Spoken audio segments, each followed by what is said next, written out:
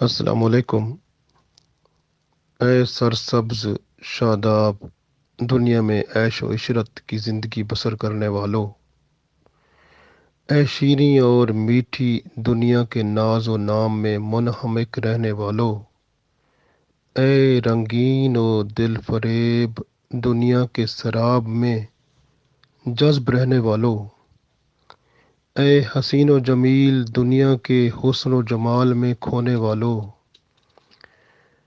اے دار البقا کو چھوڑ کر کردار الفنا کا تعاقب کرنے والوں، ان قریب تم ایک کٹھن گھاٹی میں جانے والے ہو جسے موت کہتے ہیں، اور موت سے گزر کر ایک طویل وادی جو پر خطر ہے اس کا سفر اختیار کرنے والے ہو۔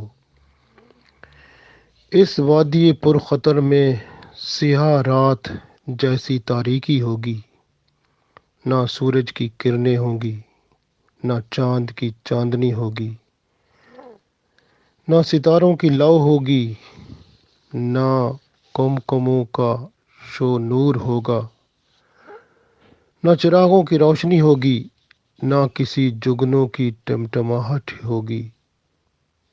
اس وادی پر خطر میں دشت ویراں جیسی تنہائی ہوگی، نہ ماں باپ ہوں گے، نہ بیوی بچے ہوں گے، نہ کوئی غم گسار ہوگا، نہ کوئی غم خوار ہوگا، نہ کوئی پیر و مرشد ہوگا، نہ کوئی حاجت روا ہوگا، نہ کوئی مشکل کشا ہوگا، نہ کوئی محافظ ہوگا، نہ کوئی باڈی گارڈ ہوگا، نہ کوئی پارٹی کا لیڈر ہوگا، نہ کوئی صدارتوں اور وزارتوں کے روب دبے اور دبدبے ہوں گے، نہ سینٹ اور اسمبلیوں کے ٹھاٹ باٹ ہوں گے، اور نہ ہی عدالتوں کے کٹہروں کا تنتنا ہوگا۔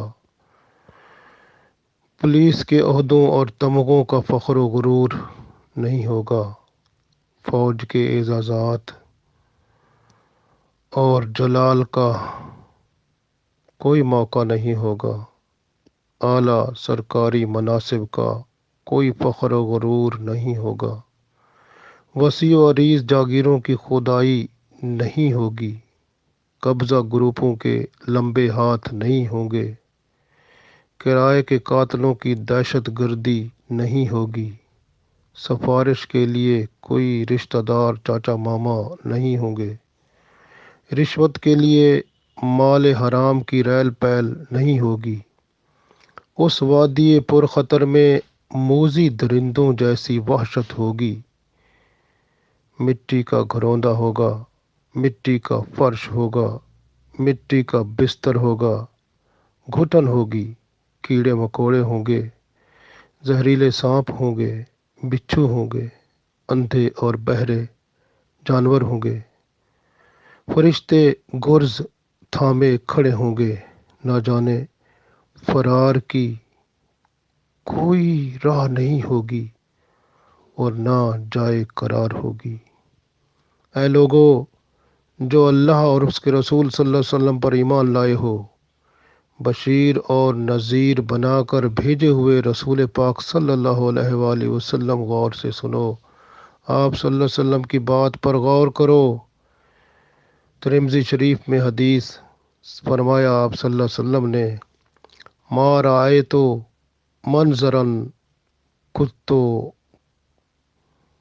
خط الا القبر افظع منہ، میں نے قبر سے زیادہ سخت گھبراہٹ والی جگہ اور کوئی نہیں دیکھی۔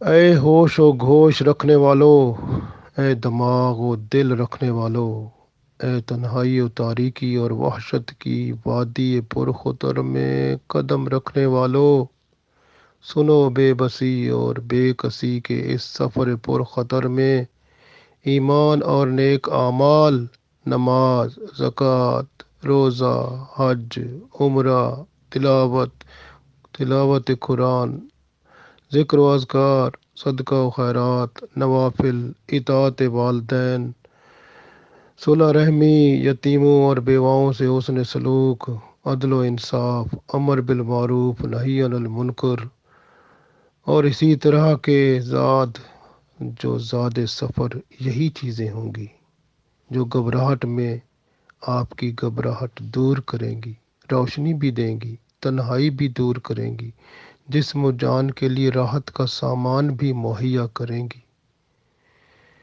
اے وادی پر خطر کے مسافروں، روانگی سے پہلے انسانوں کے سب سے بڑے محسن، سب سے بڑے مشفق اور سب سے بڑے خیر خواہ اور سب سے بڑے ہمدرد رسول اللہ صلی اللہ علیہ وآلہ وسلم کی بات ذرا کان کھول کر سن لو۔ ایک بار آپ صلی اللہ علیہ وسلم اسی وادی پر خطر کے کنارے بیٹھے آنسو بہا رہے تھے۔ آنسو بہاتے بہاتے قبر کی مٹی تر ہو گئی، اور آپ صلی اللہ علیہ وسلم نے صحابہ کرام رضوان اللہ علیہم اجمعین کو مخاطب کر کے فرمایا، یا اخوانی لمثلی ھذا فاعدوا، اے میرے بھائیوں، اس جیسی جگہ یعنی قبر کے لیے تیاری کر لو۔ ابن ماجہ میں حدیث موجود ہے۔ پھر ہم میں وہ کون ہے جو رسول رحمت صلی اللہ علیہ وآلہ وسلم کی بات سنے اور اس پر لبیک کہے اور اس وادی پر خطر کے سفر کی تیاری میں لگ جائے؟ اس دل فریب، آرام دہ اور پر آسائش زندگی کے بعد آنے والے تمام مراحل انتہائی کھٹن، تکلیف دہ اور المناک ہیں۔ سب سے پہلا مرحلہ جو موت کا ہے، موت وہ کڑوا گھونٹ ہے جسے ہر جاندار نے پینا ہے۔ اللہ قرآن پاک میں سورہ آل عمران میں ارشاد فرماتا ہے، کل نفس ذائقۃ الموت، ہر جاندار نے موت کا ذائقہ چکھنا ہے۔ دوسری جگہ ارشاد فرماتا ہے رب تعالیٰ سورۃ القصص میں، کل شیء ہالک الا وجہہ، اللہ تعالیٰ کی ذات کے علاوہ ہر چیز ہلاک ہونے والی ہے۔ مرنے کے بعد چونکہ کوئی شخص واپس نہیں پلٹتا، اس لیے ٹھیک یہ بتانا تو مشکل ہے کہ مرنے کی کیفیت کیا ہوتی ہے۔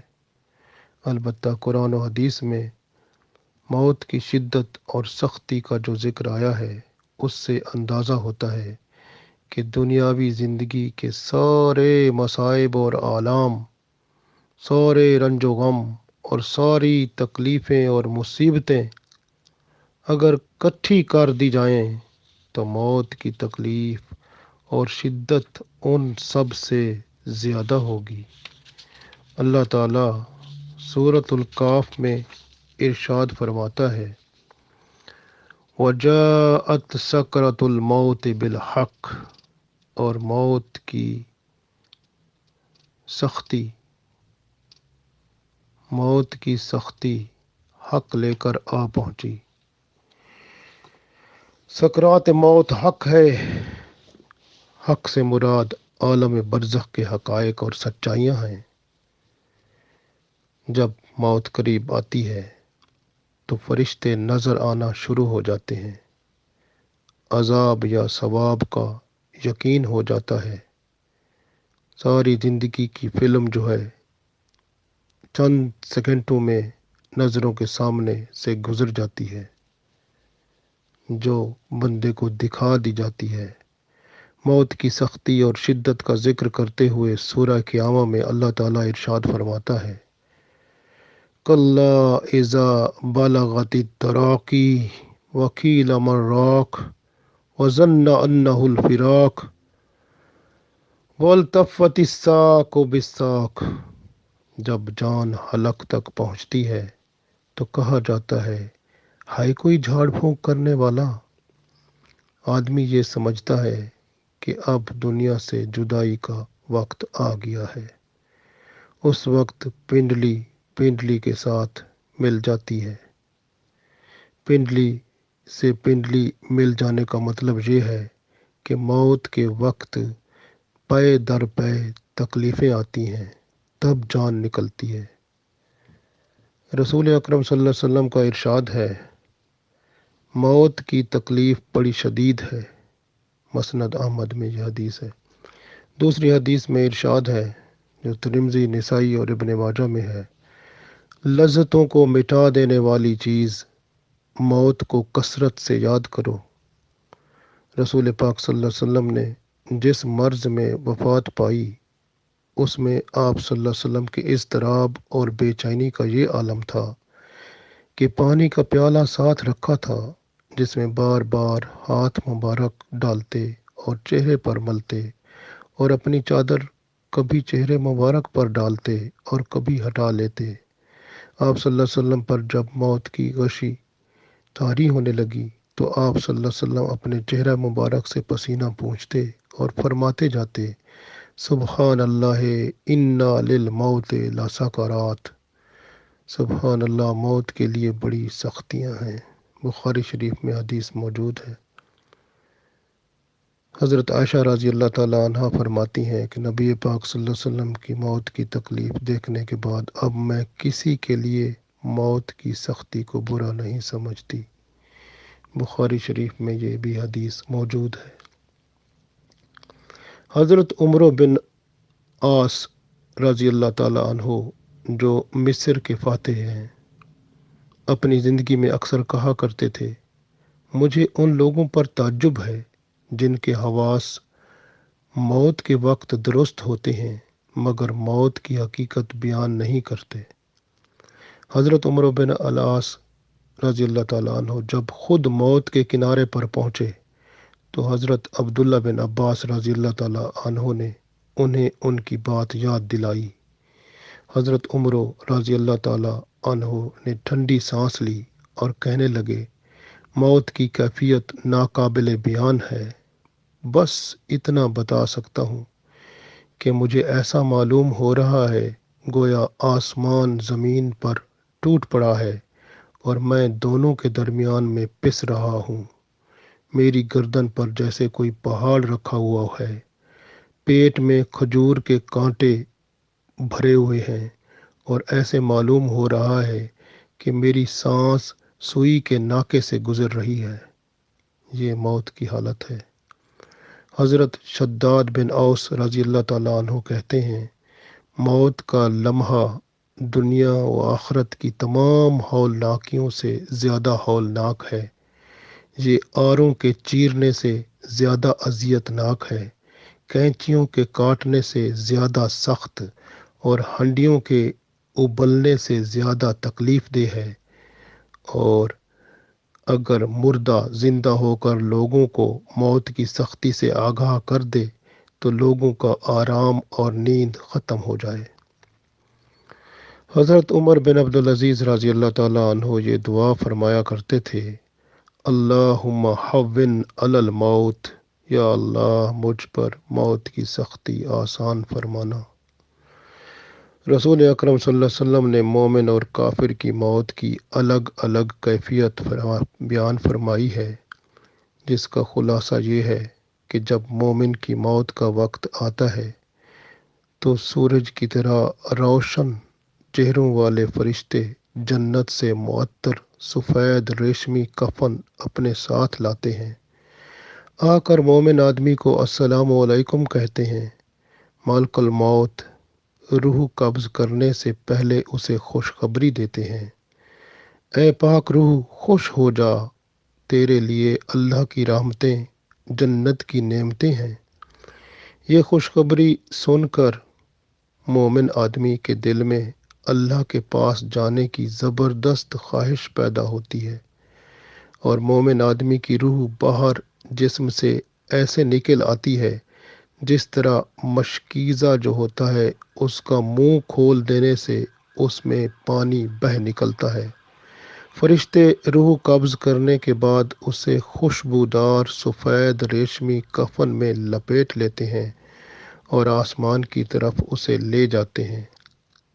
اس وقت مومن آدمی کی سے روح سے اس قدر خوشبو آتی ہے کہ آسمان کے فرشتے اسے محسوس کر کے آپس میں کہتے ہیں کسی مومن آدمی کی روح اوپر آ رہی ہے۔ فرشتے آسمان کے دروازے پر دستک دیتے ہیں تو آسمان اول کے فرشتے پوچھتے ہیں یہ کون پاک روح ہے؟ جواب میں فرشتے بتلاتے ہیں یہ فلاں ابن فلاں ہے۔ آسمان کے فرشتے اس کے لیے دروازہ کھولتے ہیں، اسے خوش آمدید کہتے ہیں اور اس پاک روح کو اللہ کی رحمتوں اور نعمتوں کی بشارت دیتے ہیں۔ فرشتے اسے دوسرے آسمان کی طرف لے جاتے ہیں۔ آسمان اول کے فرشتے مومن آدمی کی عزت افزائی کے لیے دوسرے آسمان تک اسے الوداع کہنے جاتے ہیں۔ دوسرے آسمان پر مومن کی روح کو پہلے آسمان کی طرح خوش آمدید کہا جاتا ہے، پھر تیسرے، چوتھے، حتیٰ کہ ساتویں آسمان تک روح پہنچ جاتی ہے۔ وہاں پہنچنے کے بعد اللہ تعالیٰ کی طرف سے حکم ہوتا ہے کہ میرے اس بندے کا نام علیین یعنی بلند مرتبہ لوگوں کی فہرست میں لکھ لو۔ اس کے بعد اس کی روح کو جسم میں سوال و جواب کے لیے دوبارہ لوٹا دیا جاتا ہے۔